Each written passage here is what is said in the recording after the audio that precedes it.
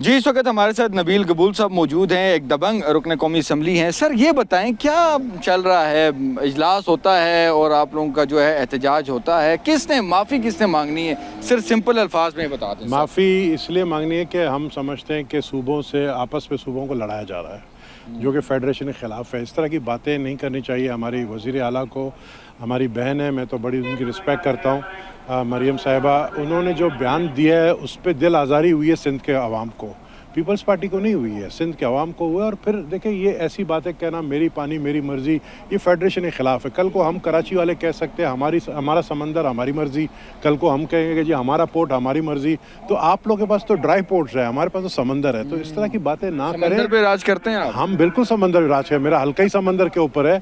जितने भी ये आपके पोर्ट्स हैं वो कराची में हैं। तो हम इस तरह की बात करेंगे तो बुरा लगेगा। हम एंटी पाकिस्तान बात नहीं करते हैं। हम चारों सूबों के सजीर अगर बेनज़ीर को कहते हैं वो इसीलिए कहते हैं फेडरेशन की पार्टी है।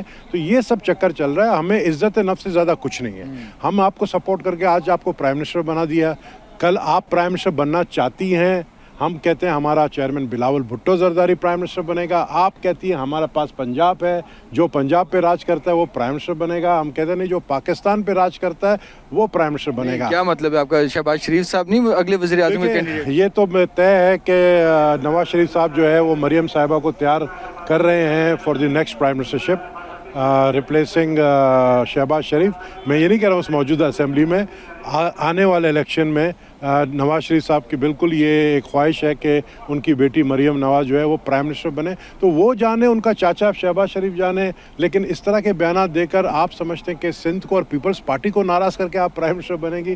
तो प्राइम मिनिस्टर तो आप वही बनेगा जो पीपल्स पार्टी का होगा। अच्छा, क्योंकि आपने बहुत एक ही सांस में आपने बहुत बड़ी बड़ी बातें कह दी हैं।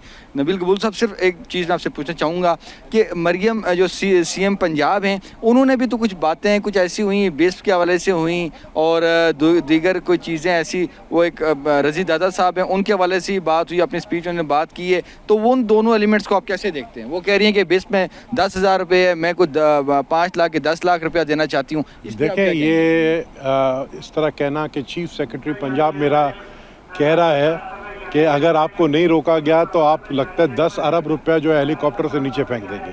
तो ये पैसा अवाम का है, शरीफ फैमिली का पैसा नहीं है, ये आवाम के टैक्सों का पैसा है। इसमें 70% जो है रेवेन्यू कराची सिंध से आता है, ये आपको हम देते हैं। तो आप आवाम के पैसे कहते हैं 10 अरब रुपया हम हेलीकॉप्टर से फेंक देंगे। मेरा चीफ सेक्रेटरी ऐसा बोल रहा है, और बड़ी बड़ी बातें करना कि मैंने किया। ये आवाम के टैक्स के पैसे जो आप खर्च कर रहे हैं, अच्छा कर रही हैं। आप सैलाब ज़दगान के अलीपुर में हालत देखें, मुजफ्फरगढ़ में जाके देखें, आप देखें किस हालत में रह रहे हैं, उनके पास घर नहीं है। तो मकसद इस तरह की बातें नहीं करना चाहिए जिससे सूबे आपस में एक दूसरे के साथ एक इस तरह के बयानबाजी शुरू करें जो कि अब हो रहा है। अच्छा, आप पुराने सियासतदान हैं, ये बताएं ये मामला जाके कहाँ पे रुकेगा?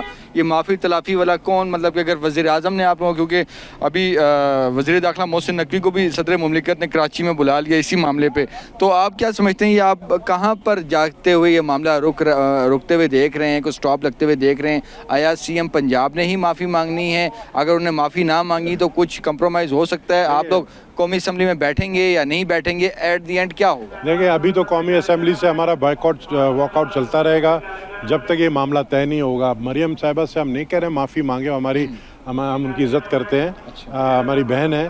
हम सिर्फ ये कह रहे हैं कि जो उनके बड़े हैं, अगर वो इस बात में अगर आके बैठ जाएं और पार्टी को हमारे बिठा दें, हमारे पार्टी की लीडरशिप को, और मरियम को बुलाकर आपस में एक दूसरे को यकीन दहानी करवा दें। मैं नहीं समझता कि इतना बड़ा मैटर है जो सॉल्व नहीं होगा। ये सॉल्व होने वाला मैटर है।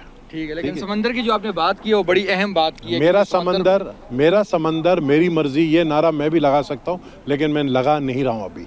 लगा नहीं रहे जी। नबील कबूल साहब ने बहुत ही अहम बात की, और वो ये बात की है कि अगले जो प्राइम मिनिस्टर के जो कैंडिडेट हैं वो मरियम नवाज़ हैं और दूसरी तरफ बिलावल भुट्टो हैं। तो ये एक बड़ी अहम बात है, और साथ ही साथ ये कह रहे हैं कि जब तक कोई यकीन दहानी नहीं होगी उस वक्त तक हमारा वॉकआउट भी जारी रहेगा, एहतजाज जो है हमारा चलता रहेगा।